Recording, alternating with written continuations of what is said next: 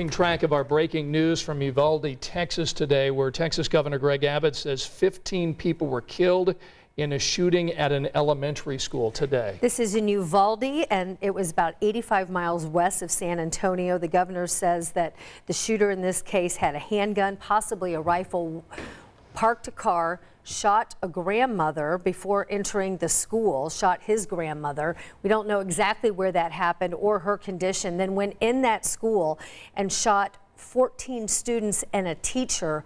All are dead. There are other people who were injured that have been taken to the hospital, and those numbers have varied a little bit. We do know that one was a 66-year-old female teacher who was last listed in critical condition. And Governor Abbott also said the suspected shooter in this case, an 18-year-old man, also was believed to be killed by responding police officers.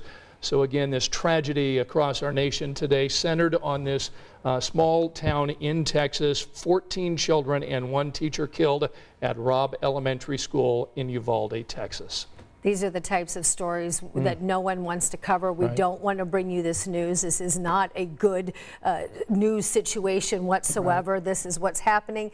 This is what the network has been covering today. And these are scenes there from South Texas today. As this community really tries to put its mind around what happened, you just got to feel for those parents that are getting the call, that are hoping that it wasn't their family that was impacted, but knowing that if it's not their family, it could be their neighbors. This community is not going to be the same because of what went down there earlier today. Yeah, so much heartbreak there in Texas, and now this massive investigation. Why did this happen? Who was this person?